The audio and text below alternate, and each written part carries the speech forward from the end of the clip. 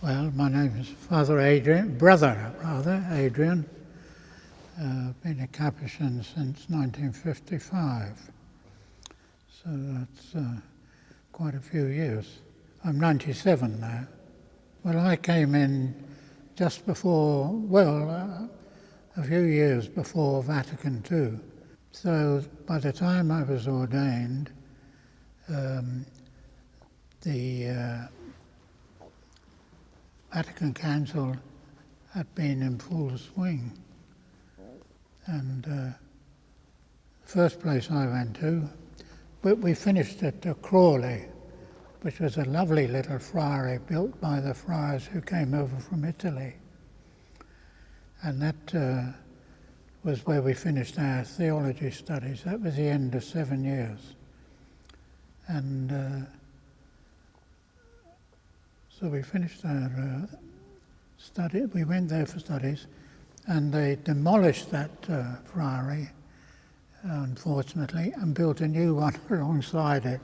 It was a lovely little old friary. Little cloister and fountain thing in the middle, well, and tiny little cells for us, plenty of them.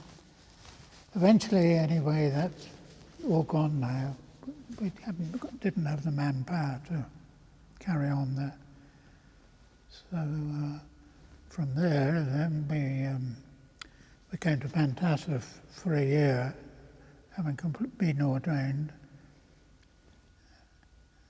And there I was lucky really, because I got on the travel. There were about 8 of us there, all novices and had been through studies together. By the time we got to Pantassa, we were 6, I think it was. And we came for that 5th year. Well, I was the eldest, so I was made Dean of the study. And they called it the 5th pastoral year. And I got put on the travelling mission with a travelling mission priest. He was a great, lovely man, holy man too. Very patient, very kind. And so I was out of Pantassa an awful lot. I was dead lucky. And he said, "You do the driving, you're a better driver than me." So I enjoyed driving all around North Wales with him. So that was my kick-off, really. I don't know if you want to know the rest. I mean, from there, I went to Birkenhead with Fathers Bruno and Simon, 2 very nice chaps. And there we had the boys going to school at Houghton, who were thinking of maybe coming into the order. There was about 15 of them there, I think. So we had to look after them. And then they moved out to Houghton from Birkenhead. And then after that I went down to Peckham. That was my first parish. And that was a great parish. I loved it. Funny thing was that it was all still in Latin then. Back to the people, Dominus vobiscum, so on and so forth. And that was for 3 years there with another ex-serviceman, Father Raymond. He'd been in the Air Force. I'd been in the Navy before I came. And so that was quite a learning experience, the 3 years at Peckham on the parish, assistant parish. It was a notorious place. There's just recently been a murder last week there, actually. That's part of the course, or it was then. Oh my God. There was some tragedies there, all right. And then that's where I started doing pastoral work. Remember one particular thing, really, there's a single girl with 2 children. They were about 7 and 8, around about that age, 2 daughters. Jamaican, I think they were, foreign, they were black, brown, whatever you're allowed to call them now. And things were all run down in these estates, and they had a leak in their boiler system, and the three of them died overnight from carbon monoxide. The funeral there there's a mum and there's a funeral there, and one each side of the kids. So that was quite a moving sort of experience, really. And there were lots of things that happened at Peckham. We get into people's lives a lot. And then from Peckham, I came to, golly, where did I come to? The old memory gets a bit rusty these days. Anyway, I came here briefly at one point. Then there was a bit of a difficulties down in another house. And so I was asked if I'd go down there to Oxford. So I went to Oxford. And I was at Oxford then for 3 years. That was very nice. Then I was at Addingston for a while. That was up in Scotland. That was a lovely house we had there up by the River Clyde, away from the built-up part. The river ran down by the garden. Then I'm getting too long-winded, I think. That we were there going out helping priests in their parishes. We didn't have a parish there, and they came into us. A lot of priests used to come to us for confessions. We used to have a session for them on Saturday mornings. Place to be outside in the nice weather. They'd all be having coffee after confession, getting over their and then, so I left that and I came back to, from Uddingston, I came to Pantassif on the travelling mission. I was the man, and I did 3 years on that. That was great. I took over from Agnalis, who'd been in India for years, and he got an urge to go back there. But he introduced me to the job and took me around all the little villages and hamlets. We used to say mass all over the place. We used to pick people up at a minibus, and because in those days a lot of people, especially poorer people living out in the country and that, they didn't have cars. So the travelling mission had real work to do, picking them up, taking them to wherever we were going to have mass, often parish halls, one pub we used to go to regularly. Some of the Church of Wales ministers, very kind people, very nice minister. I was very impressed with them, and they always made us welcome. One of them especially, and met some beautiful people. And our own Catholics that we picked up, they were always terribly kind to us. We'd usually go out from Pantassif early on Sunday morning and pick the first one up and say mass. Sometimes we'd have to make 2 round trips to get them in. And then a family would give us lunch. Lovely, we had some lovely lunches out there. But the people were very kind there.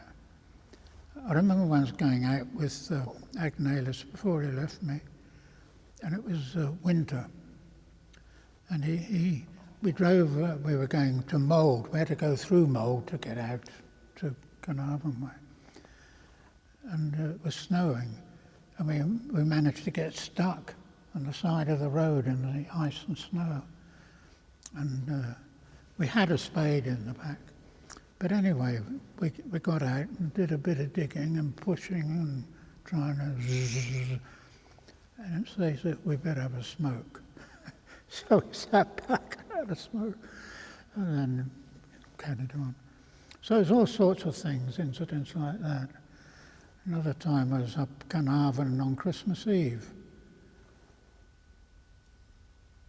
No, it was Christmas Day itself. Yeah. So I was due to say a Christmas Mass for them in Pennycroys, place village out that way. I don't know if you know it, Pennycroys. Out in Snowdonia. There was a lot of snow about. But anyway, I got to the farm where these, I'm going to pick the first people up, and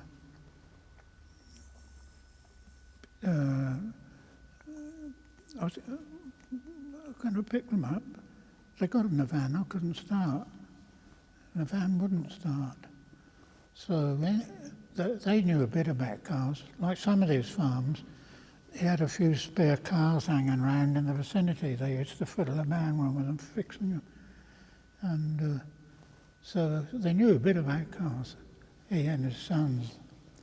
And the wife was cooking their Christmas dinner, and time was going on. And I was due to be saying Mass. People were waiting to be picked up. And they, in the end, we couldn't start it. So I stayed, I had a Christmas dinner with them. And of course, by the time I finished, they had to work on it again then. And finally, about tea time, they got it fixed. And I drove back then. It was no good picking people up then. Drove back to Pentasif and got in there late on Christmas Day. And it was different how it's laid out now. You'll see how it is now. It's a lot more so institutionally. But it was a bit, although it was the rec room where you'll be, the recreation room, was divided in two now. It was all one. There was a big log fire there. So to get back Christmas night and get this nice big log fire and a bit to eat. Very, very nice. Anyway, there were all sorts of things like that. Well, Edgar for one, and also when I joined up as a postulant and an inquirer, we went to what they call the Seraphic College. Actually, when I first went there, Father Dunstan Dobbin stands out. He'd been a chaplain in the Navy, and he was our first contact. And so he was the provincial, and quite a character. And so he stands out. Quite a posh voice. Hello, Robert. You know, and go on. Quite embarrassing, really. Good old Navy. He was good. He had a brother who was also a catch, and he was chaplain as well. So he did. Then Edgar, who I was with, stood out very much. And I mentioned Father Mike, that I went as a postulant to this place. He said, you'll go to our Seraphic College. So I thought there'd be about 200 boys in this college, and a wing of it for late vacations or something. And when we got there, it was just such one big house. And about 15 chaps there, older fellows. That was the Seraphic College. So, good Lord. So I did a bit of time there, then a novitiate, then 3 years philosophy. The novitiate was good. Father Edmund was the novice master, so he's a very kind man, big man, 18 stone of him. I remember he got on one of the bicycles when later on, when I was at Crawley, he'd been moved, he was guardian there for a while. He got on the bike I used to use, a big, heavy, he put his foot down and took off, and he broke the pedal off. He was so strong. And so I remember him all right. Sort of big, sort of kind Father Christmas in a way. So very nice man. And the novice master, Pascal, the assistant novice master, he's a nice fellow too. But he'd mellowed, they say. They say he was a bit tough when he was younger. But and then also in that college, as they called it, was Father Michael McIntyre. He stands out as he was very good. he was teaching us the humanities, something, you know. I didn't do Latin at school, so that was one thing I had to do. And he was an excellent teacher and a very pleasant man, very kind man. Well, it's vastly different because, for one thing, there was 120 of us. There were 11 houses. Well, now we're down to 3, I think it is. Isn't it? Plantassive, Chester, Canterbury, Erith, 4. And about 20 active. I'm not active any longer, really. I've had it now, more or less. And but I find it very helpful, the brothers, you know. There's one thing about this life, it's a fraternal life. We're brothers. That's why we call our priests brothers, because we're not a clerical order, though some of the brothers are ordained, as you know. But we're not really a clerical, we're not meant to be. I've been very impressed today with the reforming Vatican Council decrees, and particularly Paul VI and Francis, who's Pope now, and is having a hard time of it, getting his ideas over. And there's wonderful encyclical here, I don't know if you get them. And this latest book of his about looking to the future, I can't read it, unfortunately. I can't read or write now anymore. I had my eye test yesterday. So I see the future, the order flourishing, but not here. I don't know what to think here. By and large, I mean, young people take their ideas and their outlook and their ethics, their mores, from the society they live in, which is undoubtedly a secular one here. So you're not going to get great inrushes of vocations here. So it's not realistic to think one is. Not in the present. I'm not saying they won't in the future. Please God, they may. So in the future, I don't know what to think. I suppose the church as a whole is in the same position, really. The gospel message of Francis, this shrine over there, it's a lovely shrine. What you can see of it, trouble is they've got a load of candlesticks and pots and plants there. They were never there. Well, I won't say anything about it. But anyway, you can imagine these St. Our Lady of Sorrows there.